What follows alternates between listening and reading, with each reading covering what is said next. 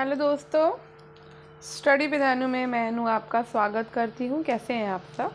I hope आप सब बहुत अच्छे होंगे और स्वस्थ होंगे। तो सर्दियाँ शुरू हो चुकी हैं, अपना ख्याल रखिए क्योंकि मेरा तो आपको पता ही है बहुत जल्दी मेरी तबीयत ख़राब हो जाती है। तो मैं यही चाहूँगी कि आप सबकी ना ख़राब हो, तो स्वस्थ रहिए और अपना अपना ख्याल रखिए। तो जैसा कि आपको पता है कि ये आपकी 9th क्लास की NCERT चल रही है, जिसमें मैं आपको करा रही हूँ पॉलिटिकल साइंस। तो हमने क्लास 6 और क्लास 7 की NCERT कंप्लीट कर ली है और अब हम पहुँच चुके हैं क्लास 9 में। क्लास 8 को मैंने अभी थोड़ा सा रोक दिया है और कुछ दिन के बाद हम क्लास 8 को भी कवर करेंगे। तब तक के लिए हम क्लास 9 की जो है इसे कर रहे हैं क्योंकि क्लास 9 का जो है ना मतलब ज़्यादा ज़रूरी है, क्योंकि 9 से 12 तक का जो NCERT बेस्ड क्वेश्चंस है ना वो ज़्यादा आते हैं। तो पहले पॉलिटिकल साइंस आपका चल रहा है ये, और इसमें 5 चैप्टर ही हैं। जैसे कि आपको पता है मैं एक दिन में एक पूरा का पूरा चैप्टर कंप्लीट करा रही हूँ, मतलब एक पूरा आपका लेसन फिनिश हो रहा है। तो पहले लेसन में हमने लोकतंत्र के बारे में पढ़ा था, दूसरे में कल हमने थोड़ा सा संविधान के बारे में पढ़ा और आज हम चुनावी राजनीति के बारे में पढ़ेंगे। ठीक है, तो चलिए शुरू करते हैं। तो स्टार्ट करने से पहले अगर आप मेरे चैनल यानी कि स्टडी विद अनु में नए हैं तो स्टडी विद अनु को सब्सक्राइब कर लीजिए और बेल आइकन को प्रेस कर लीजिए, ताकि मेरे द्वारा जितना भी कंटेंट प्रोवाइड कराया जा रहा है वो सारा का सारा आपको ईज़िली मिल सके। ठीक है, और इसके बाद ही हम शुरू कर देंगे हिस्ट्री को। और जैसे ही ये वाली 9 पॉलिटिकल साइंस आपकी ख़त्म होगी तो उसके बाद हमारी 10th क्लास की पॉलिटी मैं शुरू कर दूंगी। तो मैं अभी पॉलिटी और हिस्ट्री लेकर चल रही हूँ, ज्योग्राफी इकोनॉमिक्स भी कराऊंगी, लेकिन पॉलिटी हिस्ट्री ख़त्म करने के बाद। तो 9th क्लास की आपकी हिस्ट्री ये 5 चैप्टर ख़त्म होने के बाद मैं 5 चैप्टर आपके हिस्ट्री के शुरू हो जाएंगे 9th क्लास के। फिर उसके बाद मैं फिर 10th क्लास की आपकी पॉलिटी करवाऊंगी। तो हो सकता है कि दिन में आपके 2 वीडियो मैं कर दूं, ताकि आपको पॉलिटी भी मिलती रहे और आपको हिस्ट्री भी मिलती रहे। ठीक है, तो शुरू करते हैं। अभी देखते हैं थोड़ा सा मैं शेड्यूल करती हूँ, तो चलिए शुरू करें। तो आज का चैप्टर का नाम है चुनावी राजनीति। ठीक है, क्या नाम है? चुनावी राजनीति। तो आज हम इसके बारे में पढ़ेंगे। काफ़ी कुछ अच्छे से इसमें दिया हुआ NCERT में, तो काफ़ी सारी चीज़ें आपको कल क्लियर हुई होंगी, क्योंकि मैंने जब पढ़ा तो मुझे थोड़ा क्लियर हुआ, तो आपको भी क्लियर हुआ होगा। तो जैसे कि मैंने आपको बताया, मैं भी आपके साथ ही पढ़ती हूँ। ऐसा कुछ नहीं कि मैं आपको पढ़ा रही हूँ, मैं पढ़ा नहीं रही हूँ, मैं आपके साथ मैं रिवाइज़ कर रही हूँ, आपके साथ ही मैं भी पढ़ रही हूँ। तो हम लोग साथ ही पढ़ रहे हैं। ठीक है, तो चलिए पढ़ते हैं। तो यहाँ पे परिचय दिया हुआ है, यहाँ पे परिचय दिया है अध्याय 1। तो अध्याय 1 में हमने देखा कि लोकतंत्र के लिए ये ना तो संभव है और ना ज़रूरी है। ठीक है,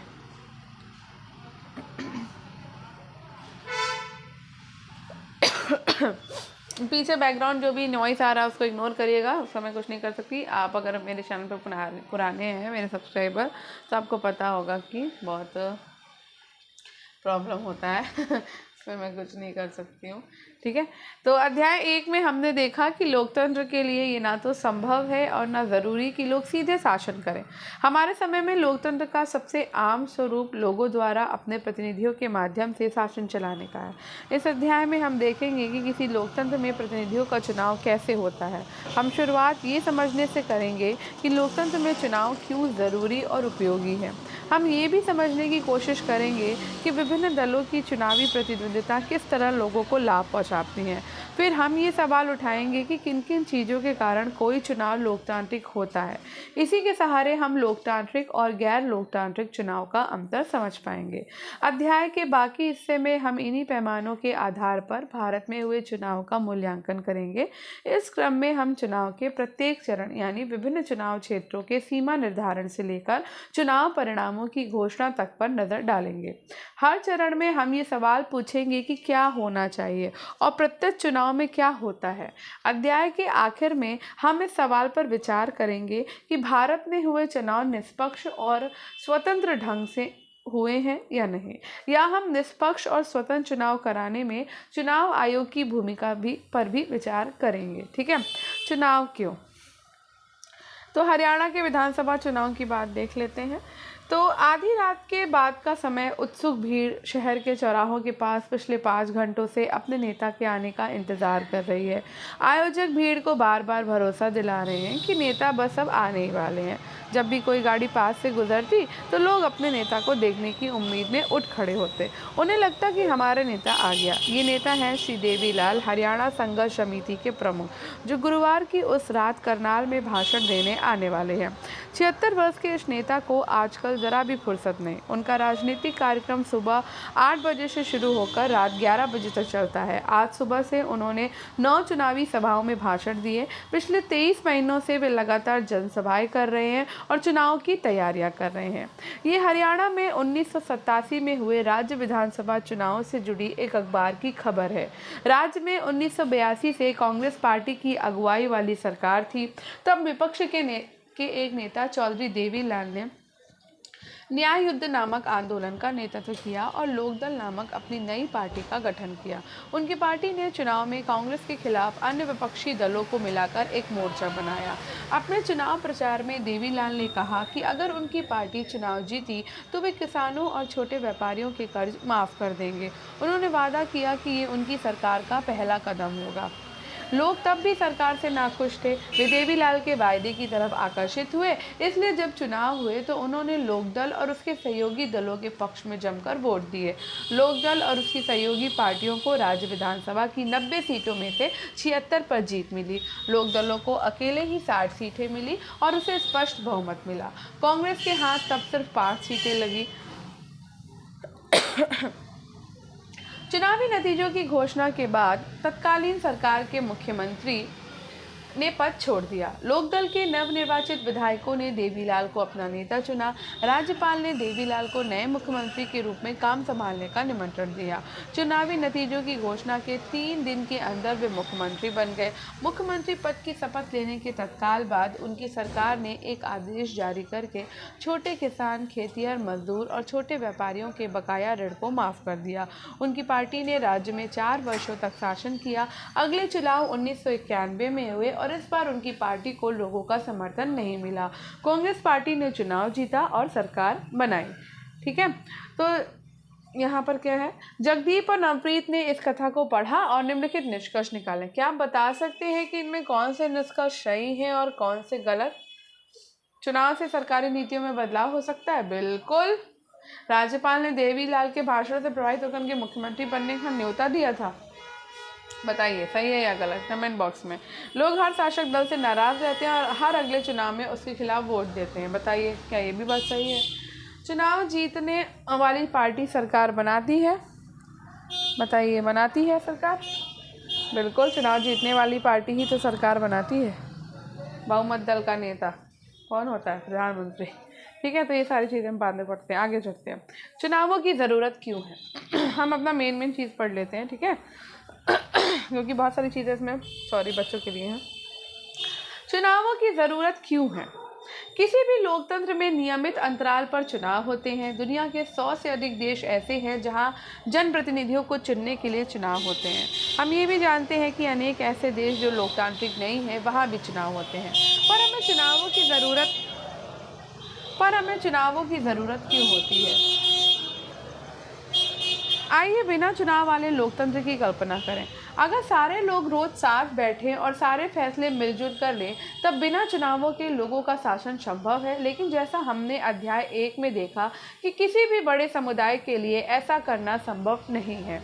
ना ही ये संभव है कि हर किसी के पास हर मामले पर फैसला करने का समय और ज्ञान हो। इसलिए अधिकांश लोकतांत्रिक शासन व्यवस्थाओं में लोग अपने प्रतिनिधियों के माध्यम से शासन करते हैं। क्या चुनाव के बिना भी लोकतांत्रिक ढंग से प्रतिनिधियों का चुनाव किया जा सकता है? आइए एक ऐसी जगह के बारे में कल्पना करें जहां प्रतिनिधियों का चुनाव उम्र और अनुभव के आधार पर किया जाता है। या ऐसी जगह की कल्पना करें जहां प्रतिनिधियों का चुनाव शिक्षा या ज्ञान के आधार पर होता हो। किसे ज़्यादा अनुभव या ज़्यादा ज्ञान है, ये तय करने में थोड़ी परेशानी आ सकती है, पर ये मान लें कि लोग मिलजुल कर इन परेशानियों को दूर कर लेंगे, स्पष्ट है कि फिर ऐसी जगह पर चुनाव की ज़रूरत नहीं रह जाएगी। लेकिन क्या फिर हम इस व्यवस्था को लोकतंत्र कह सकते हैं? हम ये कैसे पता करेंगे कि लोगों को उनका प्रतिनिधि पसंद है या नहीं? हम ये व्यवस्था कैसे करेंगे कि प्रतिनिधि लोगों की इच्छा के अनुरूप ही शासन करे? हम इस चीज़ की व्यवस्था कैसे करेंगे कि जो प्रतिनिधि लोगों को पसंद ना हो वो अपने पद पर ना बने रहें? इसके लिए ऐसी व्यवस्था करने की ज़रूरत है जिससे लोग नियमित अंतराल पर अपने प्रतिनिधियों को चुन सकें और अगर इच्छा हो तो उन्हें बदल भी दें। इस व्यवस्था का नाम चुनाव है। इसलिए हमारे समय में प्रतिनिधित्व वाले लोकतंत्र में चुनाव को ज़रूरी माना जाता है। चुनाव में मतदाता कई तरह से चुनाव करते हैं। वे अपने लिए कानून बनाने वालों का चुनाव कर सकते हैं, वे सरकार बनाने और बड़े फैसले करने वालों का चुनाव कर सकते हैं, वे सरकार और उसके द्वारा बनने वाले कानूनों का दिशा निर्देश करने वाली पार्टी का चुनाव कर सकते हैं। चुनाव को लोकतांत्रिक मानने का आधार क्या है? तो चुनाव कई तरह से हो सकते हैं। लोकतांत्रिक देशों में तो चुनाव होते ही हैं, यहाँ तक कि अधिकांश गैर लोकतांत्रिक देशों में भी किसी न किसी तरह के चुनाव होते हैं। तो चुनाव लोकतांत्रिक हुए हैं, इसे जांचने के हमारे लिए क्या पैमाने हैं? तो हमने अध्याय 1 में इस सवाल पर हल्की सी चर्चा की थी। हमने वहाँ अनेक देशों के चुनाव के उदाहरण दिए थे जिन्हें हम लोकतांत्रिक चुनाव नहीं मान सकते। आइए वहाँ सीखें, सबक को याद करें और लोकतांत्रिक चुनावों के लिए ज़रूरी न्यूनतम शर्तों के साथ अपनी बात की शुरुआत करें। पहला, हर किसी को चुनाव करने की सुविधा हो, यानी हर किसी को मताधिकार हो और हर किसी के मत का समान मोल हो। दूसरा, चुनाव में विकल्प उपलब्ध हो, पार्टियों और उम्मीदवारों को चुनाव में उतरने की आज़ादी हो और वे मतदाताओं के लिए विकल्प पेश करें। तीसरा, चुनाव का अवसर नियमित अंतराल पर मिलता रहे, नए चुनाव कुछ वर्षों में ज़रूर कराए जाने चाहिए। चौथा, लोग जिसे चाहे वास्तव में चुनाव उसी का होना चाहिए। पांचवा, चुनाव स्वतंत्र और निष्पक्ष ढंग से कराए जाने चाहिए जिससे लोग सचमुच अपनी इच्छा से व्यक्ति का चुनाव कर सकें। ये शर्तें बहुत आसान और सरल लग सकती हैं, लेकिन अनेक देश ऐसे हैं जहां के चुनावों में इन शर्तों को भी पूरा नहीं किया जाता। इस अध्याय में हम अपने देश में हुए चुनावों पर भी ये शर्तें लागू करके ये जानने का प्रयास करेंगे कि हमारे यहाँ के चुनावों को लोकतांत्रिक कहा जा सकता है या नहीं। और देखो हम कहाँ से कहाँ पे पहुँच गए। ये एक बार शिफ्ट करो ना, एक सेकेंड।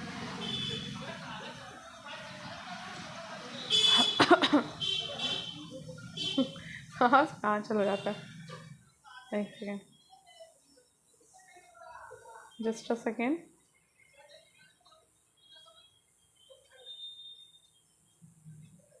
यहाँ पे आती है अब, ठीक है। क्या राजनीतिक प्रतिद्वंद्विता अच्छी चीज़ है? इस प्रकार हम मानते हैं कि चुनाव का मतलब राजनीतिक प्रतियोगिता या प्रतिद्वंद्विता है।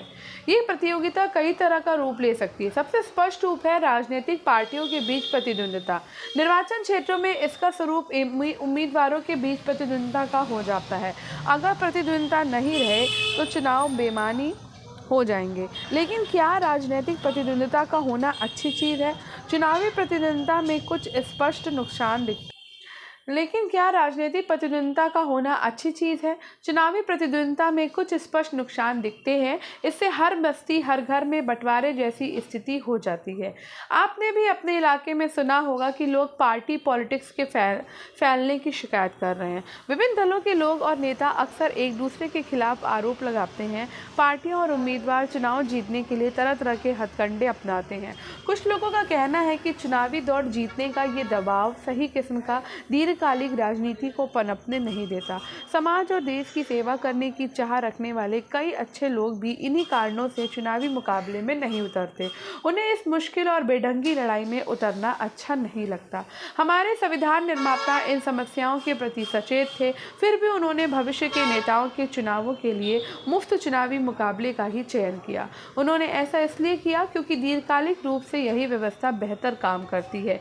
एक आदर्श दुनिया में ही सभी राजनीतिक नेताओं नेताओं को मालूम होता है कि लोगों का हित किन किन चीज़ों में है तथा ये सभी नेता लोगों की सेवा की प्रेरणा से ही राजनीति में आते हैं, पर असल जीवन में ऐसा नहीं होता। दुनिया भर के सभी नेताओं को अन्य पेशों के लोगों के समान आगे बढ़ने की, अपना करियर बनाने की चिंता होती है। वे सत्ता में बने रहना चाहते हैं या अपने लिए बड़ी से बड़ी कुर्सी और ज़्यादा से ज़्यादा अधिकार पाना चाहते हैं। संभव है उनके अंदर लोगों की सेवा करने की भावना भी हो, पर सिर्फ इस भावना के भरोसे चीज़ों को छोड़ना जोखिम का काम है। ये भी संभव है कि उनके अंदर लोगों की मदद करने की भावना हो, पर उन्हें ये मालूम ही ना हो कि ये काम कैसे किया जा सकता है। या फिर ये भी हो सकता है कि उनके मन में जो विचार हो उनका लोगों की ज़रूरत या स्थानीय स्थितियों से मेल ही ना बैठे। ऐसे में हम इन वास्तविकताओं का सामना कैसे कर सकते हैं? एक तरीका तो राजनेताओं के ज्ञान और चरित्र में बदलाव और सुधार लाने का है। दूसरा और ज़्यादा व्यवहारिक तरीका ये है कि हम ऐसी व्यवस्था बनाएं जिसमें लोगों की सेवा करने वाले राजनेताओं को पुरस्कार मिले और ऐसा ना करने वालों को दंड मिले। इस पुरस्कार या दंड का फैसला कौन करता है? इसका सीधा सा जवाब है कि लोग करते हैं। चुनावी प्रतिद्वंद्विता का सही अर्थ है नियमित चुनावी मुकाबले का लाभ राजनीतिक दलों और नेताओं को मिलता है। वे जानते हैं कि अगर उन्होंने लोगों की इच्छा के अनुसार मुद्दों को उठाया तो उनकी लोकप्रियता बढ़ेगी और अगले चुनाव में उनकी जीत की संभावना भी बढ़ेगी। लेकिन यदि वे अपने कामकाज से मतदाताओं को संतुष्ट करने में असफल रहते हैं तो वे अगला चुनाव नहीं जीत सकते। इस तरह यदि कोई राजनीतिक पार्टी सिर्फ सत्ता में आने की इच्छा से ही आगे आई है तो भी उसे मजबूरन जनता की सेवा करनी होगी। कुछ इसी ढंग से बाजार काम करता है और भले ही कोई दुकानदार सिर्फ अपने फायदे की सोचता हो, उसे मजबूरन ग्राहक को अच्छा सौदा देना ही पड़ता है। अगर वो ऐसा नहीं करता तो ग्राहक दूसरी दुकान देखेगा। ठीक इसी तरह राजनीतिक मुकाबले से संभव है कुछ भेदभाव पनपे और लोगों में आपसी मनमुटाव पैदा हो, लेकिन आखिरकार इससे राजनीतिक दल और इसके नेता लोगों की सेवा के लिए बाध्य होते हैं। तो आज हम कोई भी फोटो वगैरह नहीं देखेंगे क्योंकि चैप्टर थोड़ा सा बड़ा है, तो हम अपना पढ़ते जाएंगे। ठीक है, चुनाव की हमारी प्रणाली क्या है, चलिए इस बारे में बात करते हैं। तो क्या हमारे देश में होने वाले चुनाव लोकतांत्रिक है? इस सवाल का जवाब देने के लिए आइए देखें कि भारत में चुनाव किस तरह होते हैं। हमारे यहाँ लोकसभा और विधानसभा के चुनाव हर 5 साल में होते हैं। ठीक है, ये बात याद रखिए। 5 साल के बाद सभी चुने हुए प्रतिनिधियों का कार्यकाल समाप्त हो जाता है। एक सेकेंड, इसको थोड़ा सा मैं बड़ा कर लेती हूँ, जूम। ठीक है, तो भाई लोकसभा और विधानसभा के चुनाव हर 5 साल बाद होते हैं। 5 साल के बाद सभी चुने हुए प्रतिनिधियों का कार्यकाल क्या होता है? समाप्त हो जाता है। लोकसभा और विधानसभाएं क्या होती हैं? भंग हो जाती हैं। फिर सभी चुनाव क्षेत्रों में एक ही दिन या एक छोटे अंतराल में अलग अलग दिन क्या होता है? चुनाव होता है। इसे हम क्या कहते हैं? इसे हम आम चुनाव कहते हैं। कई बार सिर्फ एक क्षेत्र में चुनाव भी होता है। ठीक है, जो किसी सदस्य की मृत्यु या इस्तीफे से खाली हुआ होता है उसे क्या कहते हैं? उसे हम उपचुनाव कहते हैं। इस अध्याय में हम आम चुनाव पर ही ध्यान केंद्रित करेंगे। ठीक है, चलो चुनाव क्षेत्र देखते हैं। आपने पढ़ा कि हरियाणा के लोगों ने 90 विधायकों का चुनाव किया। संभव है आपने सोचा हो कि उन्होंने ऐसा कैसे किया होगा। क्या हरियाणा का हर व्यक्ति सभी 90 विधायकों के लिए वोट देता है? शायद आपको भी मालूम, एक सेकेंड, ये देखो गुलबर्गा संसदीय क्षेत्र देख सकते हो आप, कर्नाटक का गुलबर्गा कलाबुर्गी जिला। ठीक है, इसको देखो। ठीक है, अब हम आगे बढ़ते हैं। यहाँ पे क्या क्वेश्चन था? शायद आपको भी मालूम होगा कि ऐसा नहीं होता। अपने देश में हम क्षेत्र विशेष पर आधारित प्रतिनिधित्व की प्रणाली से काम करते हैं। चुनाव के उद्देश्य से देश को अनेक क्षेत्रों में बांट लिया जाता है और इसे क्या कहते हैं? इसे हम निर्वाचन क्षेत्र कहते हैं। एक क्षेत्र में रहने वाले मतदाता अपने एक प्रतिनिधि का चुनाव करते हैं। लोकसभा चुनाव के लिए देश को 543 निर्वाचन क्षेत्रों में बांटा गया है। हर क्षेत्र में से चुने गए प्रतिनिधियों को संसद सदस्य कहते हैं। ठीक, लोकतांत्रिक चुनाव की एक विशेषता है हर वोट का बराबर मूल्य होता है। इसलिए हमारे संविधान में ये व्यवस्था है कि हर चुनाव क्षेत्र में मतदाताओं की संख्या काफ़ी हद तक एक समान हो। इसी प्रकार प्रत्येक राज्य को उसकी विधानसभा की सीटों के हिसाब से बांटा गया। इन सीटों से निर्वाचित प्रतिनिधियों को हम क्या कहते हैं? तो हम उनको विधायक कहते हैं। ठीक है, थोड़ा ज़्यादा फास्ट हो रहा है क्या? कल थोड़ा आराम से करा रही थी। प्रत्येक संसदीय निर्वाचन क्षेत्र में विधानसभा के कई, बहुत इंपॉर्टेंट है, बहुत ध्यान से सुनिए, बहुत ध्यान से पढ़िए, ठीक है। प्रत्येक संसदीय निर्वाचन क्षेत्र में विधानसभा के कई निर्वाचन क्षेत्र आते हैं। पंचायतों और नगर पालिकाओं के चुनाव में भी यही तरीका अपनाया जाता है, ठीक है। प्रत्येक पंचायत को कई वार्डों में बांटा जाता है जो छोटे छोटे निर्वाचन क्षेत्र हैं। प्रत्येक वार्ड से पंचायत न नगर पालिका के लिए एक सदस्य का चुनाव होता है। कई बार निर्वाचन क्षेत्रों को सीट भी कहा जाता है, क्योंकि हर क्षेत्र संसद या विधानसभा की एक सीट का प्रतिनिधित्व करता है। इसलिए हम जब कहते हैं कि लोकदल ने हरियाणा की 60 सीटें जीती, इसका मतलब है कि विधानसभा के 60 निर्वाचन क्षेत्रों से लोकदल के 60 लोग जीतकर राज्य विधानसभा में पहुंचे हैं, ठीक है। आरक्षित निर्वाचन क्षेत्र। हमारा संविधान प्रत्येक नागरिक को अपना प्रतिनिधि चुनने और जनप्रतिनिधि के तौर पर चुने जाने का अधिकार देता है, लेकिन हमारे संविधान निर्माताओं को चिंता थी कि संभव है खुले चुनावी मुकाबले में कुछ कमजोर समूहों के लोग लोकसभा और विधानसभा में पहुंच नहीं पाए। संभव है कि चुनाव लड़ने और जीतने लायक ज़रूरी संसाधन, शिक्षा और संपर्क उनके पास हो ही नहीं। संसाधनों वाले प्रभावशाली लोग उनको चुनाव जीतने से रोक भी सकते हैं। अगर ऐसा होता तो संसद और विधानसभाओं में हमारी आबादी के एक बड़े हिस्से की आवाज़ ही नहीं पहुंच पाएगी। इससे हमारे लोकतांत्रिक प्रतिनिधित्व का चरित्र कमज़ोर होगा और ये व्यवस्था कम लोकतांत्रिक होगी। इसलिए हमारे संविधान निर्माताओं ने कमज़ोर वर्गों के लिए आरक्षित निर्वाचन क्षेत्र की विशेष व्यवस्था सोची।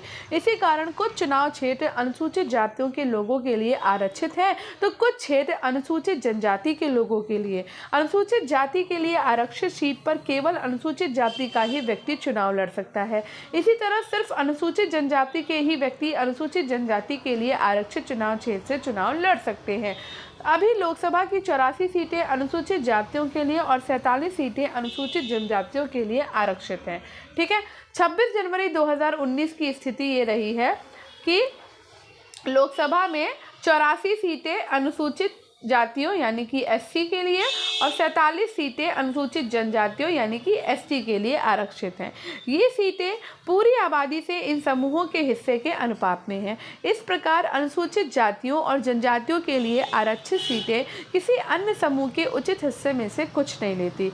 कमज़ोर समूहों के लिए आरक्षण की ये व्यवस्था बाद में जिला और स्थानीय स्तर पर भी लागू की गई है।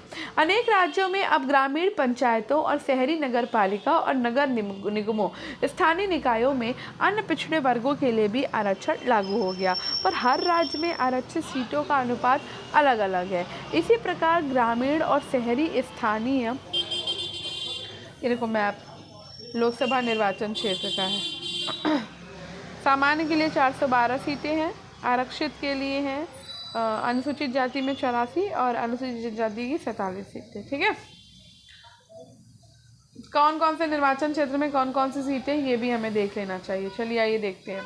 तो आंध्र प्रदेश से 25 सीटें, अरुणाचल प्रदेश की 2 सीट है, असम में 14 सीट है, बिहार की 40 सीटें हैं, छत्तीसगढ़ की 11, गोवा 2, गुजरात 26, हरियाणा 10, हिमाचल प्रदेश 4, झारखंड 14, कर्नाटक 28, केरल 20, मध्य प्रदेश 29, महाराष्ट्र 48, मणिपुर 2, मेघालय 2, मिजोरम 1, नागालैंड 1, उड़ीसा 21, पंजाब 13, राजस्थान 25, सिक्किम 1, तमिलनाडु 39, तेलंगाना 17, त्रिपुरा 2, उत्तर प्रदेश 80 सीटें हैं, उत्तराखंड की सबसे अधिक सीटें उत्तर प्रदेश की, उत्तराखंड 5, पश्चिम बंगाल 42। केंद्र शासित प्रदेशों में भी देख लेते हैं तो अंडमान निकोबार द्वीप समूह में 1, चंडीगढ़ 1, दादरा नगर हवेली दमन दीव 1, दिल्ली 7, जम्मू कश्मीर 5, लद्दाख 1, लक्षद्वीप 1, पुडुचेरी 1, ठीक है।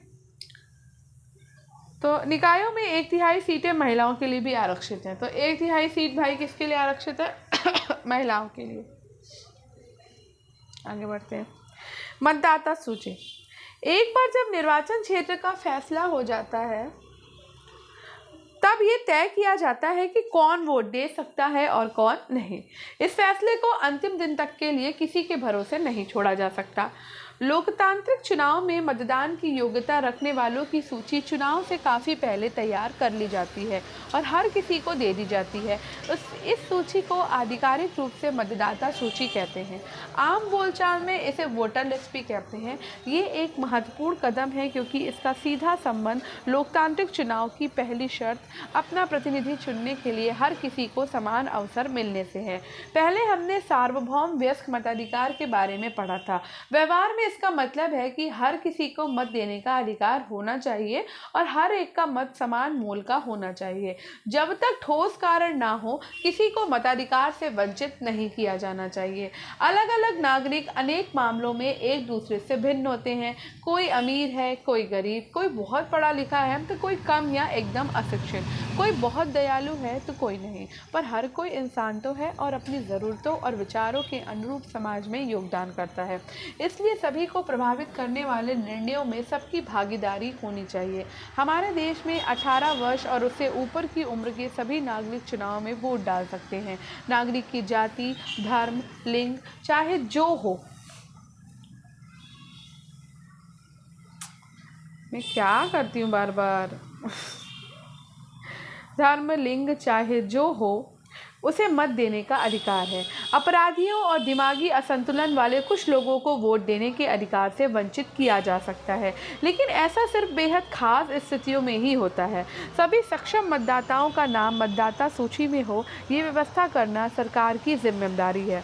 चूँकि हर अगले चुनाव में नए लोग मतदाता बनने की उम्र तक आ जाते हैं, इसलिए हर चुनाव से पूर्व मतदाता सूची को सुधारा जाता है। जो लोग उस इलाके से बाहर चले जाते हैं या जिनकी मौत हो जाती हैं, उनके नाम इस सूची से काट दिए जाते हैं। हर 5 वर्ष में मतदाता सूची का पूर्ण नवीनीकरण किया जाता है। ऐसा मतदाता सूची को एकदम ताज़ा रखने के लिए किया जाता है।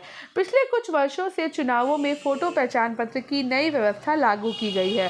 सरकार ने मतदाता सूची में दर्ज सभी लोगों को ये कार्ड देने की कोशिश की है। वोट देने जाते समय मतदाता को ये पहचान पत्र साथ रखना होता है, जिससे किसी प्रकार एक का वोट कोई दूसरा ना डाल दे। पर मतदान के लिए ये कार्ड अभी तक अनिवार्य नहीं हुआ है। वोट देने के लिए मतदाता राशन कार्ड या ड्राइविंग लाइसेंस जैसे पहचान पत्र भी दिखा सकते हैं। अब बात करते हैं उम्मीदवारों के नामांकन से।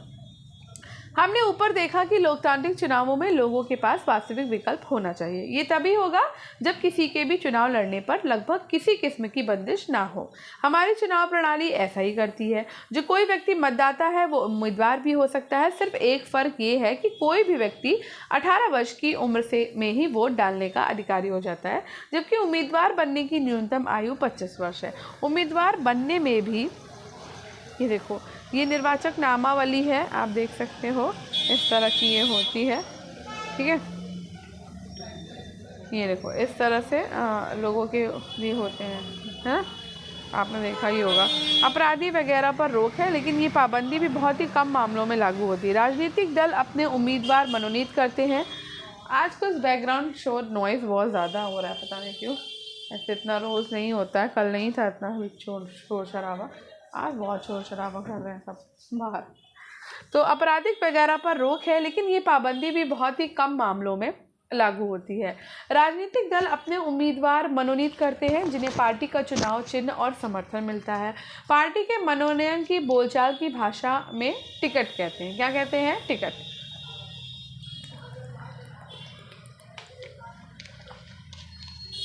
एक सेकेंड, मैं पानी पी रही थी। आगे बढ़ते हैं।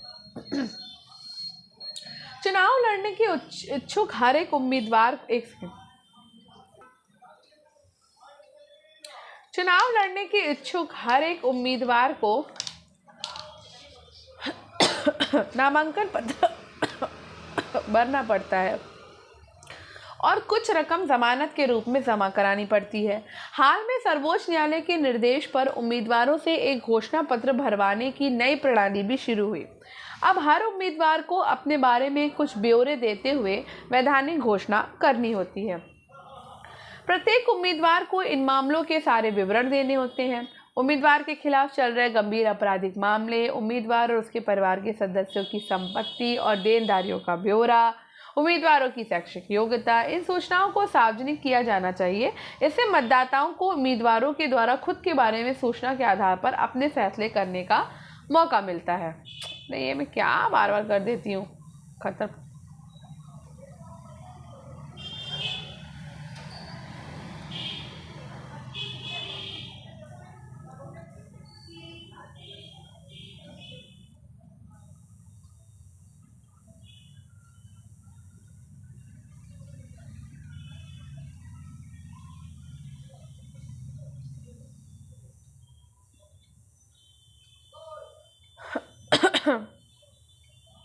ठीक है, आगे बढ़ते हैं।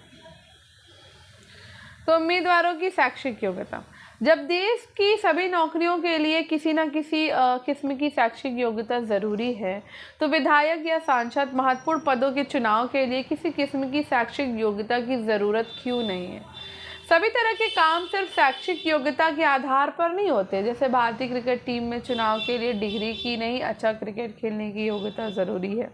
इसी प्रकार विधायक या सांसद की सबसे बड़ी योग्यता ये है कि वो अपने क्षेत्र के लोगों की समस्याओं को समझे, उनकी चिंताओं को समझे और उनके हितों का प्रतिनिधित्व करें। वे ये काम कर रहे हैं या नहीं, इसकी परीक्षा उनके लाखों वोटर 5 साल तक रोज लेते हैं। अगर शिक्षा या डिग्री की प्रासंगिकता हो भी, तो ये जिम्मा लोगों पर छोड़ देना चाहिए कि वे शैक्षिक योग्यता को कितना महत्व देते हैं। आप इस बारे में क्या सोचते हैं, मुझे कमेंट बॉक्स में ज़रूर बताइएगा। मैं इस बारे में सोचती हूँ कि हाँ, शैक्षिक योग्यता होनी चाहिए। मेरे हिसाब से मुझे लगता है कि अगर कोई भी नेता या मंत्री या जो भी है ना हमारे देश को चला रहा है, उसकी शैक्षिक योग्यता होनी चाहिए। क्योंकि आप अगर हमारे लिए कोई एग्ज़ाम सेट कर रहे हो, आखिर ये सरकार का ही निर्णय होता है ना कि इस एग्ज़ाम क्वालिफाई करे, तो हम आपके अंडर में आके बैठ के काम करते हैं। आप टीचर्स से काम करा रहे हैं, आप IAS PCS से काम करा रहे हैं, आप पुलिस अधिकारियों से काम करा रहे हैं, A to Z जितने भी विभाग हैं आप सबसे काम करा रहे हैं। तो आप जब उनसे काम करा रहे हैं, उन्हें नौकरी दे रहे हैं ना, काम तभी कराएंगे ना जब आप उन्हें नौकरी देंगे। तो नौकरी जब आप उन्हें दे रहे हैं तो आप एक शैक्षिक योग्यता लगा रहे हैं, आप पेपर क्वालिफाई करवा रहे हैं। हम क्यों पढ़ रहे हैं, हम LT ग्रेड की तैयारी और GIC के लिए पढ़ रहे हैं ना। तो जब आप शैक्षिक योग्यता लगा रहे हैं, काम आप हमसे करा रहे हैं, तो हमारे मतलब हम सारा देश चलाने में सारा योगदान हम पढ़े लिखे लोग ही कर रहे हैं। ठीक है, जितने भी IAS PCS अधिकारी हैं वो ऐसे ही IAS PCS नहीं बन जाते, कितनी मेहनत लगती है आपको भी पता है। PCS का एग्ज़ाम हम सब देने जाते हैं तो पता है कि कौन से लेवल का एग्ज़ाम आता है, एग्ज़ाम कौन से लेवल पे आप पूछा जाता है, और जब दे के आओ तो कैसी फीलिंग आती है, और जब मेहनत करो फिर उसके बाद सिलेक्शन नहीं होता तब कैसा लगता है। तो हम कितने साल दे रहे हैं अपने, कितनी हम घंटे दे रहे हैं, पूरा दिन मतलब, और जो हमारे ऊपर बैठे हैं उनकी क्वालिफ़िकेशन क्या है, नथिंग, है ना। ज़्यादातर तो मुझे नहीं लगता कि कोई भी नेता इतना पढ़ा लिखा है, बहुत कम ही नेता होते हैं जो एलिजिबल है, वरना ज़्यादातर तो बहुत कम क्वालिफ़िकेशन के साथ वहाँ बैठे हुए हैं। हमारे देश में शैक्षिक योग्यता की शर्त लगाना का एक अन्य कारण से भी लोकतंत्र की मूल भावना के खिलाफ होगा। इसका मतलब होगा देश के अधिकांश लोगों को चुनाव लड़ने के मौलिक अधिकार से वंचित करना। तो मेरा तो यही मानना है कि एक शैक्षिक योग्यता होनी चाहिए, ताकि मतलब आप भी अगर शिक्षित होंगे ना अच्छे से तो आप भी समझ पाएंगे। चलिए आगे बढ़ते हैं, इस पर डिबेट नहीं करेंगे हम। इनका यहाँ पर लिखने का मतलब ये है कि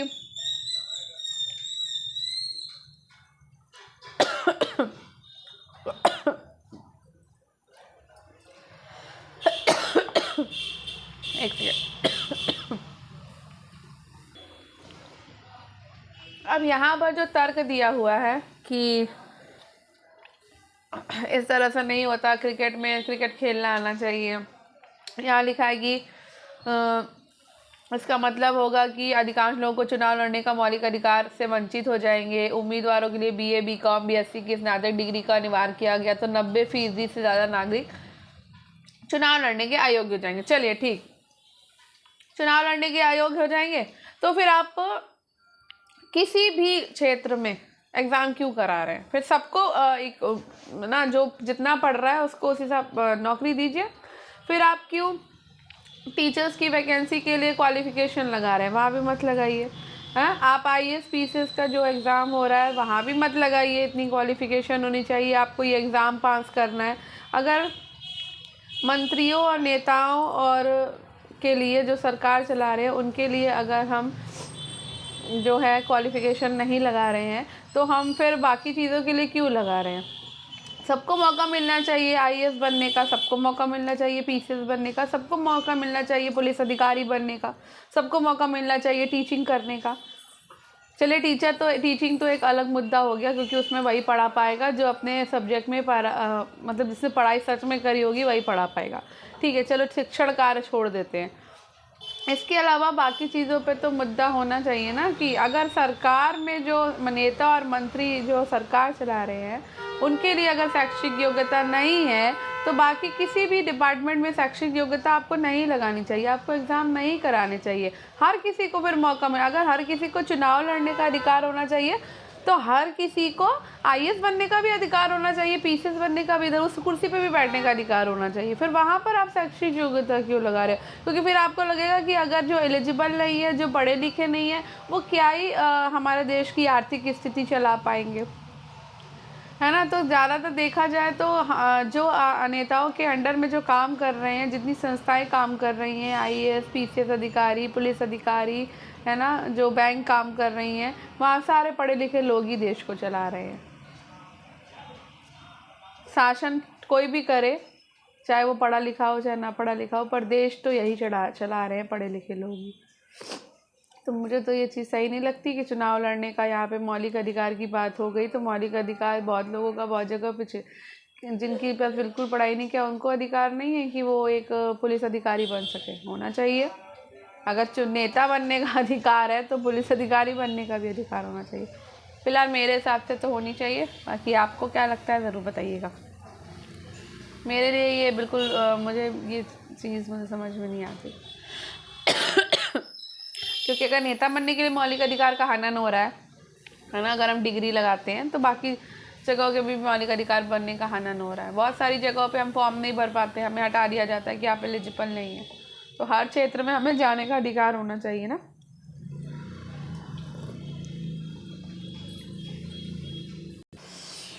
चुनाव अभियान,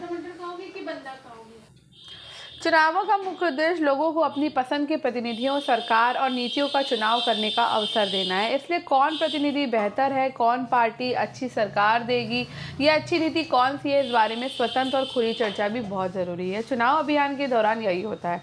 हमारे देश में उम्मीदवारों की अंतिम सूची की घोषणा देने और मतदान की तारीख के बीच आमतौर पर 2 सप्ताह का समय चुनाव प्रचार के लिए दिया जाता है।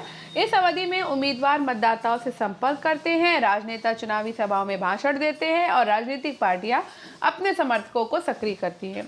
इसी अवधि में अखबार और टीवी चैनलों पर चुनाव से जुड़ी खबरें और बहसें भी होती है। पर असल में चुनाव अभियान सिर्फ 2 हफ्ते नहीं चलता। राजनीतिक दल चुनाव होने के महीनों पहले से इसकी तैयारियां शुरू कर देते हैं। चुनाव अभियान के दौरान राजनीतिक पार्टियां लोगों का ध्यान कुछ बड़े मुद्दों पर केंद्रित करना चाहती हैं। वो लोगों को इन मुद्दों पर आकर्षित करती हैं और अपनी पार्टी के पक्ष में वोट देने को कहती हैं। आइए विभिन्न चुनावों में विभिन्न दलों के द्वारा उठाए गए कुछ सफल नारों पर गौर करें। इंदिरा गांधी के नेतृत्व वाली कांग्रेस पार्टी ने 1971 के लोकसभा चुनावों में गरीबी हटाओ का नारा दिया था। पार्टी ने वादा किया कि सरकार की सारी नीतियों में बदलाव करके सबसे पहले देश से गरीबी हटाएगी।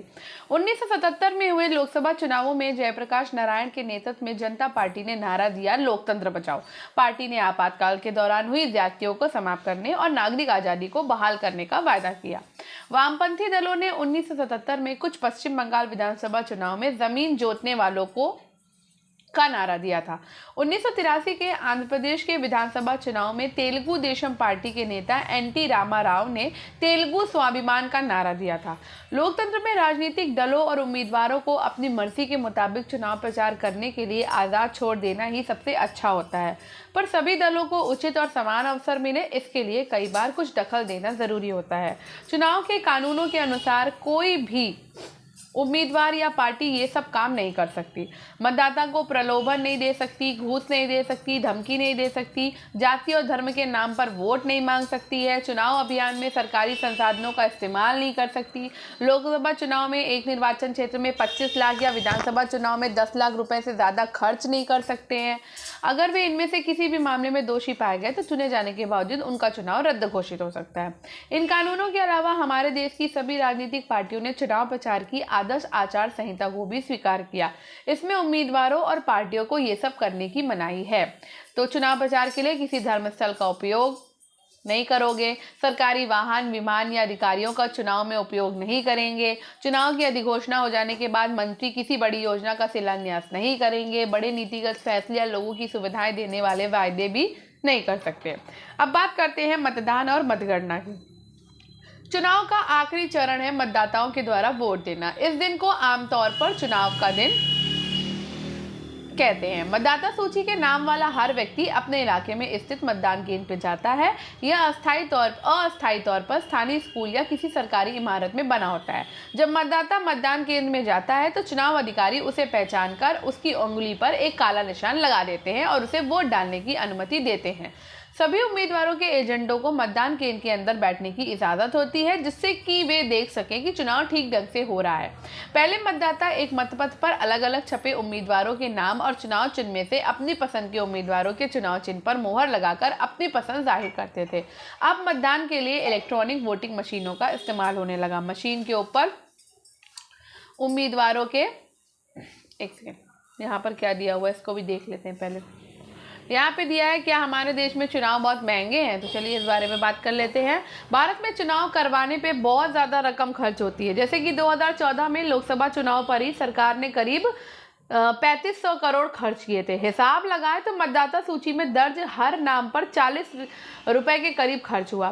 पार्टी और उम्मीदवारों ने चुनाव में सरकार से भी ज्यादा खर्च किया। मोटे अनुमान के अनुसार सरकार, पार्टियों और उम्मीदवारों का कुल खर्च करीब 30,000 करोड़ हुआ होगा, अर्थात प्रति मतदान करीब 500 रुपए। कुछ लोग कहते हैं कि चुनाव हमारी जनता पर, खासकर गरीब लोगों पर एक बोझ है और मुल्क हर 5 साल पर चुनाव कराने का बोझ नहीं उठा सकता। आइए इस खर्च की तुलना कुछ अन्य खर्चों से करें।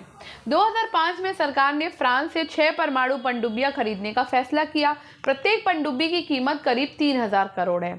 दिल्ली में 2010 में राष्ट्रमंडल खेलों का आयोजन हुआ। अनुमानतः इस पर 20,000 करोड़ रुपए से भी ज्यादा खर्च हुए। तो क्या चुनावों को महंगा माना जा सकता है? इस विषय पर अपनी राय बनाइए और बताइए। गुलबर्गा के चुनाव परिणाम देखिए। आइए एक बार फिर गुलबर्गा के उदाहरण पर गौर करें। 2014 में यहाँ कुल 8 उम्मीदवारों ने चुनाव लड़ा था। यहाँ के मतदाताओं की संख्या 17.21 लाख थी। इनमें से 9.98 लाख लोगों ने अपने मताधिकार का प्रयोग किया। कांग्रेस पार्टी के उम्मीदवार मल्लिकार्जुन खड़गे को 5.7 लाख वोट मिले और कुल पड़े मतों पर 50.82% था। लेकिन बाकी किसी भी उम्मीदवार से ज्यादा वोट पाने के कारण उन्हें गुलबर्गा संसदीय क्षेत्र से सांसद निर्वाचित घोषित किया गया। ठीक है, तो ये इस तरह से तक छोड़ देते हैं। तो हमने यहाँ पर पढ़ा था कि मशीन के ऊपर उम्मीदवारों के नाम और उनके चुनाव चिन्ह बने होते हैं। ठीक है, मतदाता मशीन के ऊपर निर्दलीय उम्मीदवारों को भी चुनाव अधिकारी चुनाव चिन्ह देते हैं। मतदाता को जिस उम्मीदवार को वोट देना होता है उसके चुनाव चिन्ह के आगे बने बटन को एक बार दबा भर देना होता है। मतदान हो जाने के बाद सभी वोटिंग मशीनों को सील बंद करके एक सुरक्षित जगह पे पहुंचा दिया जाता है। फिर एक तय तारीख पर एक चुनाव क्षेत्र की सभी मशीनों को एक साथ खोला जाता है और मतों की गिनती की जाती है। वहां सभी दलों के एजेंट होते हैं जिससे मतगणना का काम निष्पक्ष ढंग से हो सके। किसी चुनाव क्षेत्र में सबसे ज्यादा मत पाने वाले उम्मीदवार को विजयी घोषित किया जाता है। आम चुनाव में अमूमन सभी निर्वाचन क्षेत्रों में मतगणना एक ही तारीख पर होती है। टीवी चैनल, रेडियो, अखबारों के लिए ये बहुत बड़ा अवसर होता है और वे इसकी खबरें पूरे विस्तार से देते हैं। कुछ घंटों की गिनती में ही सारे परिणाम मालूम हो जाते हैं और ये स्पष्ट हो जाता है कि कौन अगली सरकार बनाने जा रहा है। ठीक, अब भारत में चुनाव क्यों लोकतांत्रिक हैं? तो हम चुनाव में गड़बड़ियों और धांधलियों के बारे में पढ़ते रहते हैं। अखबार और टीवी चैनलों की खबरों में अक्सर ऐसी गड़बड़ियों की चर्चा भी रहती है और आरोप लगाया जाता है कि अधिकांश खबरों में कुछ इस तरह की गड़बड़ियों की सूचना होती है। मतदाता सूची में फर्जी नाम डालने और असली नामों को गायब करने की, शासक दल द्वारा सरकारी सुविधाओं और अधिकारियों के दुरुपयोग की, अमीर उम्मीदवारों और बड़ी पार्टियों के द्वारा बड़े पैमाने पर धन खर्च करने की, मतदान के लिए चुनावी धांधली, मतदाताओं को डराना और फर्जी मतदान करने की, इनमें से अनेक खबरें सही होती हैं और ऐसी खबरों को पढ़ने या टीवी पर देखते हुए हमें दुख होता है, पर सौभाग्य से ये गड़बड़ियां इतने बड़े पैमाने पर नहीं होती कि चुनाव के उद्देश्य को ही नकार दें। इस परिप्रेक्ष्य में अगर एक एक करके सवाल उठाएं तो ये बात स्पष्ट हो जाती है कि क्या कोई पार्टी बिना जन समर्थन के सिर्फ चुनावी धांधलियों के सहारे चुनाव जीतकर सत्ता में आ सकती है? ये एक महत्वपूर्ण सवाल है। आइए इस सवाल के विभिन्न पहलुओं पर सावधानी से गौर करें। आगे पढ़ने से पहले और आगे पढ़ने से पहले मैं आपसे भी क्वेश्चन का आंसर चाहूँगी कमेंट बॉक्स में कि क्या आप भी इस बात को, आप क्या सोचते हैं कि बिना जन समर्थन के चुनावी धांधलियों के सारे चुनाव जीत के सत्ता में आ सकता है कोई? तो इसका जवाब मुझे कमेंट बॉक्स में ज़रूर दीजिएगा, ठीक है। स्वतंत्र चुनाव आयोग की बात करते हैं तो चुनाव निष्पक्ष हुए या नहीं, इसे जांचने का एक सरल तरीका है ये देखना कि उनका संचालन कौन करता है। क्या चुनाव कराने वाले लोग सरकार से स्वतंत्र हैं या फिर सरकार या शासक पार्टी उन पर दबाव और प्रभाव बनाती है? क्या उनके पास स्वतंत्र और निष्पक्ष चुनाव कराने की शक्ति है? क्या वे इन शक्तियों का वास्तव में प्रयोग करते हैं? हमारे देश के लिए इन सवालों का जवाब काफ़ी हद तक सकारात्मक है। हमारे देश में चुनाव एक स्वतंत्र है और बहुत ताकतवर चुनाव आयोग के द्वारा करवाए जाते हैं, जैसे न्यायपालिका के समान ही आज़ादी प्राप्त है। मुख्य निर्वाचन आयुक्त की नियुक्ति भारत के राष्ट्रपति करते हैं। एक बार नियुक्ति हो जाने के बाद निर्वाचन आयुक्त राष्ट्रपति या सरकार के प्रति जवाबदेह नहीं रहता। अगर शासक पार्टी या सरकार को चुनाव आयोग पसंद ना हो तब भी मुख्य निर्वाचन आयुक्त को हटा पाना लगभग असंभव है। दुनिया के शायद ही किसी चुनाव आयोग को भारत निर्वाचन आयोग जितने अधिकार प्राप्त होंगे। निर्वाचन आयोग चुनाव की अधिसूचना जारी करने से लेकर चुनावी नतीजों की घोषणा तक पूरी चुनाव प्रक्रिया के संचालन के हर पहलू पर निर्णय लेता है। यह आदर्श चुनाव संहिता लागू करता है और उसका उल्लंघन करने वाले उम्मीदवारों और पार्टियों को सजा देता है। चुनाव के दौरान निर्वाचन आयोग सरकार को दिशा निर्देश मानने का आदेश दे सकता है, जिसमें सरकार द्वारा चुनाव जीतने के लिए चुनाव में सरकारी मशीनरी का दुरुपयोग रोकना या अधिकारियों का तबादला करना भी शामिल है। चुनाव ड्यूटी पर तैनात अधिकारी सरकार के नियंत्रण में ना होकर निर्वाचन आयोग के अधीन काम करते हैं। पिछले करीब 25 वर्षों के दौरान निर्वाचन आयोग ने अपनी सारी शक्तियों का उपयोग शुरू किया, साथ ही उसने अपनी शक्तियों में विस्तार भी किया। अब ये बात आम बात हो गई है कि निर्वाचन आयोग सरकार और प्रशासन को उनकी गलतियों के लिए फटकार लगाए। अगर चुनाव अधिकारियों को लगता है कि कुछ मतदान केंद्रों पर या पूरे चुनाव क्षेत्र में मतदान ठीक ढंग से नहीं हुआ है तो वे वहां फिर से मतदान का आदेश देते हैं। अक्सर शासक दलों को निर्वाचन आयोग के कामकाज से परेशानी होती है, लेकिन उन्हें निर्वाचन आयोग के आदेश मान्य होते हैं। अगर निर्वाचन आयोग स्वतंत्र और शक्तिशाली नहीं होता है तो ये संभव ना था, ठीक है। अब यहाँ पे छोड़िए इसको, चुनाव में लोगों की भागीदारी देख लेते हैं। तो चुनावी प्रक्रिया की गुणवत्ता को जांचने का एक और तरीका ये देखता है कि इसमें लोग उत्साह से भागीदारी करते हैं या नहीं। अगर चुनाव प्रक्रिया स्वतंत्र और निष्पक्ष नहीं होगी तो लोग इसमें भागीदारी करना जारी नहीं रखेंगे। अब इन लेखा चित्रों को पढ़ो और भारतीय चुनाव में लोगों की भागीदारी के बारे में कुछ निष्कर्ष निकालते हैं। तो भारत और ब्रिटेन में मतदान का प्रतिशत, इसको छोड़ो। चुनाव में लोगों की भागीदारी का पैमाना आमतौर पर मतदान करने वाले लोगों के आंकड़े को बनाया जाता है। मतदान की योग्यता रखने वाले कितने प्रतिशत लोगों ने असल में मतदान किया, ये हिसाब लगाना मुश्किल नहीं है। पिछले 50 वर्षों में यूरोप और उत्तरी अमेरिका के लोकतांत्रिक देशों में मतदान का प्रतिशत गिरा है। भारत में ये या तो स्थिर रहा है या फिर ऊपर गया है। भारत में अमीर और बड़े लोगों की तुलना में गरीब, निरक्षर और कमज़ोर लोग ज़्यादा संख्या में मतदान करते हैं। पश्चिम के लोकतंत्रों में स्थिति इससे उलट है। अमेरिका में गरीब लोग, अफ्रीकी मूल के लोग और हिस्पैनिक लोग अमीर और श्वेत लोगों की तुलना में काफ़ी कम मतदान करते हैं। भारत में आम लोगों के चुनाव को बहुत महत्व देते हैं। उन्हें लगता है कि चुनाव के जरिए वे राजनीतिक दलों पर अपने अनुकूल नीति और कार्यक्रमों के लिए दबाव डाल सकते हैं। उन्हें लगता है कि देश के शासन संचालने के तरीके में उनके वोट का महत्व है। तो चुनाव को लेकर हर किसी की अपनी अलग अलग थिंकिंग होती है। मेरी अपनी अलग है, आप लोगों की अपनी अलग होगी। हर इंसान हर चीज़ के बारे में अलग अलग तरीके से सोचता है। तो जो मुझे लगता है मैं आपको बता देती हूँ, पर ऐसा ज़रूरी नहीं है कि वो मैंने जो कहा वो सही हो या जो आप कहें वो सही हो। वो तो भाई जो संविधान में लिखा है उस तरह से देश चलता है, उस तरह से काम होता है। हम और आप कुछ नहीं कर सकते इसमें। जैसा सरकार चाहेगी वैसा ही सारी चीज़ें होंगी, उसमें कोई कुछ नहीं कर सकता। सब कुछ सरकार करती है। कहने को होता है कि जनता के द्वारा सारी चीज़ें डिसाइड होती हैं, पर ऐसा कुछ भी नहीं है। आज के टाइम में मुझे लगता है जनता कुछ डिसाइड नहीं करती है, सब कुछ सरकार डिसाइड करती है। अब हम लोगों के एग्ज़ाम का ही तो देखें कि एग्ज़ाम एलटी ग्रेड का कब होगा, अगला एग्ज़ाम कब, अगले वैकेंसी कब आएगी, नहीं पता नहीं। अभी होगा भी एलटी ग्रेड का एग्ज़ाम की पता चला इसे भी पोस्टपोन कर दिया जाए, जैसे अभी उधर टीजीटी पीजीटी 2022 का एग्ज़ाम कंडक्ट नहीं करा पा रहे हैं ये लोग अभी तक, है ना, उसको ही पोस्टपोन करे पड़े। तो किसके हाथ में है ये सारा? ये गवर्नमेंट ही तो कर रही है। ये क्या हम और आप कर रहे हैं? नहीं, सब कहने के लिए है कि जनता के द्वारा सारी चीज़ें चलती, नहीं चलती हैं, सब सरकार के हिसाब से चलता है। तो क्या ही कर सकते हैं हम लोग, क्या ही बोल सकते हैं, कुछ नहीं कर सकते। बस सरकार की चीज़ों का जो सरकार कहती है उसको बस मानना होता है और उनके हिसाब से चलना पड़ता है। 7-10 साल, अब ये मेरी थिंकिंग है, बहुत सारे लोग इससे नहीं भी वो करेंगे, तो सबको बोलने का अधिकार है, मैं भी बोल रही हूँ और आपको भी बोलने का अधिकार है। आपको जो सही लगता है आप ज़रूर बताइए। और मुझे तो फ़िलहाल यही लगता है, क्योंकि हम पढ़ रहे हैं, हम स्टूडेंट हैं, तो हमें ये रहता है कि वैकेंसीज निरंतर आनी चाहिए। मेरे हिसाब से तो निरंतर आनी चाहिए, क्योंकि क्या हो रहा है कि अब आप देखो 2018 में एलटी ग्रेड का एग्ज़ाम हुआ था, उसके बाद 2025 में वैकेंसी आई है एलटी ग्रेड की। इतने टाइम तक बीच में कोई वैकेंसी टीजीटी पीजीटी की इतनी नहीं आई है। 22 में आई थी, उसके बाद नहीं कोई वैकेंसी। मतलब आप 2018 से दोबारा आप एलटी ग्रेड का एग्ज़ाम ही नहीं करा पाए।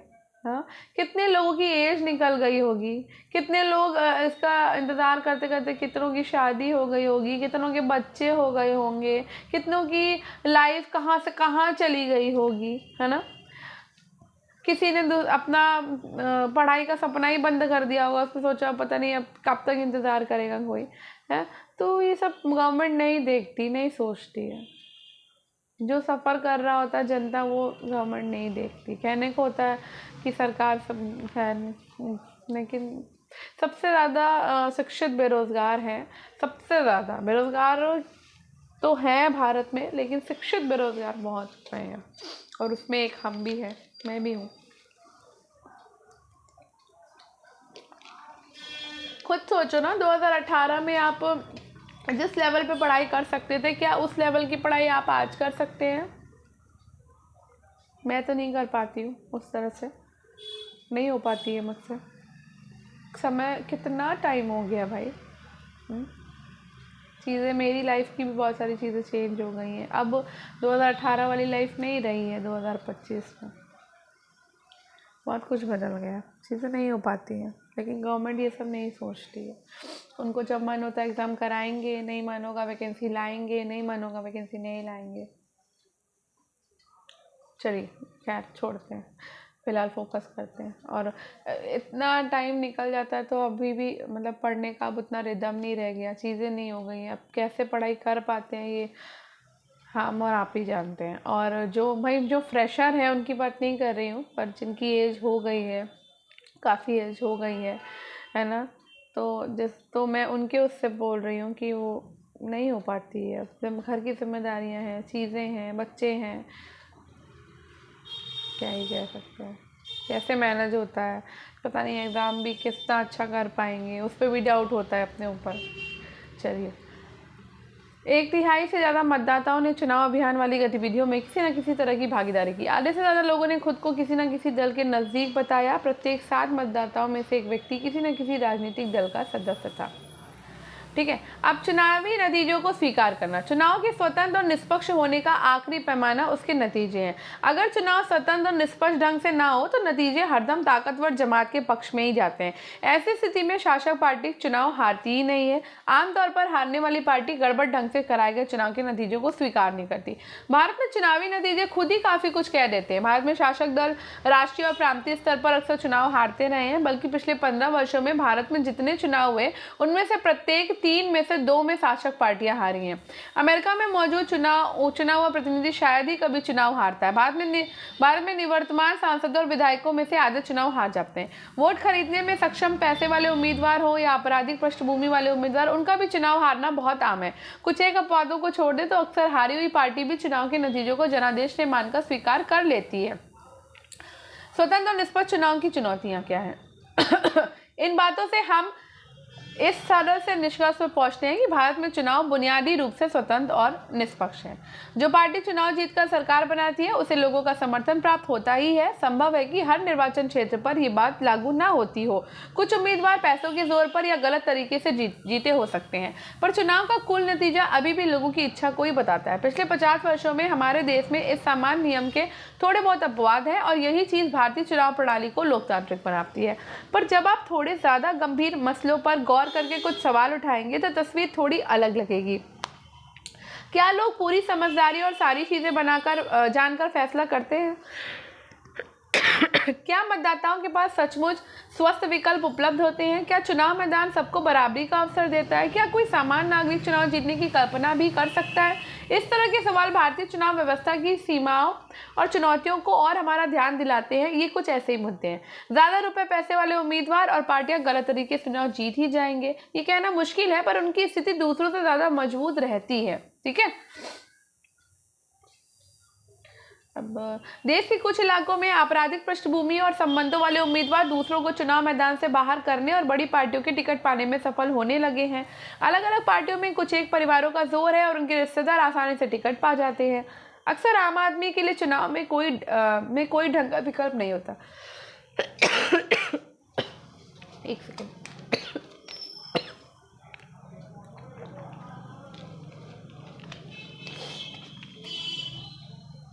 मैं थोड़ा सा ना जल्दी जल्दी बोलने लगती हूँ तो सही हो जाता है, क्योंकि दोनों प्रमुख पार्टियों की नीतियां और व्यवहार कमोबेश एक होते हैं। ठीक है।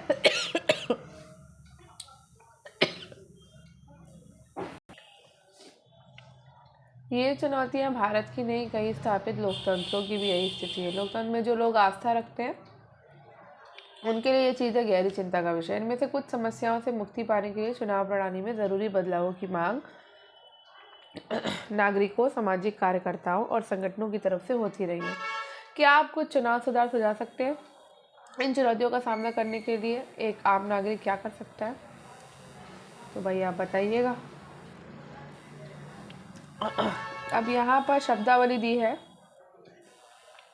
चुनाव धांधली हम सबको पता है क्या होता है। निर्वाचन क्षेत्र भी आपको पता है, एक भौगोलिक क्षेत्र होता है जहाँ पे मतदाता एक प्रतिनिधि का चुनाव करते हैं। आचार संहिता चुनाव के समय पार्टी और उम्मीदवारों के द्वारा माने जाने वाले कायदे कानून होते हैं। अब यहाँ पर प्रश्नावली दी हुई है, चुनाव क्यों होते हैं? तो भाई बताइए चुनाव क्यों होते हैं? लोग चुनाव में अपनी पसंद के उम्मीदवार का चुनाव करते हैं इसलिए। चुनाव लोगों को सरकार के कामकाज का फैसला करने का अवसर देते हैं। भारत के चुनाव लोकतांत्रिक है, ये बताने की मेरे को करना। ठीक है, तो ये सब क्वेश्चन आंसर है। आज मैं नहीं करूँगी, मुझे पता नहीं क्यों एकदम से गले में प्रॉब्लम हो गई है, पता नहीं, शायद जल्दी जल्दी बोल रही थी, शायद इस वजह से। मेरा ऐसा ही है, पता नहीं क्यों।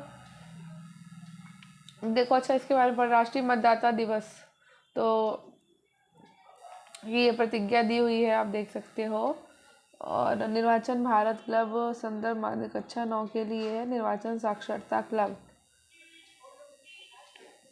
अच्छा, तो आप 25 जनवरी को हम राष्ट्रीय मतदाता दिवस मनाते हैं। ये इम्पोर्टेंट है भाई, इसको याद रखना। ठीक है, 25 जनवरी को राष्ट्रीय मतदाता दिवस मनाया जाता है। ये देखो झांकी है भारत निर्वाचन आयोग की। ठीक है, 2016 में 67 गणतंत्र दिवस के अवसर पर नई दिल्ली में राजपथ में गुजरती भारत निर्वाचन आयोग की झांकी। तो यहाँ पे आपका ये चैप्टर होता है फिनिश। काफ़ी लंबा हो जाता है, लेकिन क्या कर सकते हैं, समय नहीं बचा, इसलिए थोड़ा जल्दी जल्दी करा रही हूँ। आई होप आपको आज का ये वीडियो पसंद आया होगा। बाकी अगर आपको पसंद आया हो तो लाइक कर दीजिएगा, शेयर कर दीजिएगा, चैनल को सब्सक्राइब कर लीजिएगा, स्टडी विद के साथ कनेक्टेड रहिएगा। मिलते हैं अपने 4th चैप्टर पर। तो ये आज आपका 3rd चैप्टर था, तो कल हम 4था चैप्टर कंप्लीट करेंगे, उसके बाद 5वां कर लेंगे और हमारा ये 9th क्लास की पॉलिटी फिनिश हो जाएगी। उसके बाद हम 10th क्लास में पहुंच जाएंगे। ठीक है, तो फटाफट से कर लेते हैं जो पॉलिटी के स्टूडेंट्स हैं। अच्छा, यहाँ थोड़ी सी बात मैं कहना चाहती हूँ। इसको मेरा पढ़ाने का या पढ़ने का उद्देश्य क्या है। देखिए, मल्टी ग्रेड में आपको पता है प्री होगा और फिर उसके बाद आपका मेंस होगा, ठीक है। मेंस में आपको अपने सब्जेक्ट से ही लिखना है, ठीक है। ठीक, तो अगर जिसका पॉलिटी सब्जेक्ट है तो भैया मेंस कैसे लिखोगे। हमको इससे ना आइडिया मिलता है। इसको पढ़ेंगे, दिमाग में चीज़ें बैठी रहेंगी, तो जब वहाँ क्वेश्चंस आएगा ना, जैसे मतदान और उसका क्वेश्चन है, उसके बारे में पॉइंट लिखेंगे, थोड़ी चीज़ें हमें आइडिया क्लिक करेंगी कि हाँ हमने ये चीज़ पढ़ी थी इसके बारे में। तो वहाँ पे शब्द कहाँ से आएंगे जब तक हम किसी चीज़ के बारे में जानेंगे नहीं, पढ़ेंगे नहीं।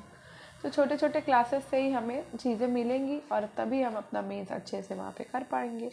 तो इसको पढ़ाने का उद्देश्य, लेसन्स को पढ़ने का उद्देश्य यही है कि हम मेंस जो है ना अच्छे से वहाँ पर लिख पाएँ, ठीक है। तो चुनावी राजनीति के बारे में अगर टॉपिक आ गया, वहाँ पे क्वेश्चन दे दिया, जैसे कि आप ये देख सकते हो, चुनाव क्यों, थोड़ा सा और बढ़ा दिया, तो हम इसमें से काफ़ी चीज़ें निकाल सकते हैं, लिख सकते हैं वहाँ पे, है ना, आंसर दे सकते हैं। चुनाव की ज़रूरत क्यों है, यही क्वेश्चन आ गया, तो ये अच्छा एक दिया हुआ है बढ़िया सा यहाँ पे कि भाई चुनाव की ज़रूरत क्यों है, पॉइंट भी दिए हुए हैं, है ना, ये इसलिए पढ़ रहे हैं हम लोग, ठीक है। बाकी जानकारी तो हमें मिल ही रही है। तो चलिए मिलते हैं नेक्स्ट क्लास में, तब तक ये पढ़ते रहिए, तो स्टडी विद के साथ कनेक्टेड रहिए।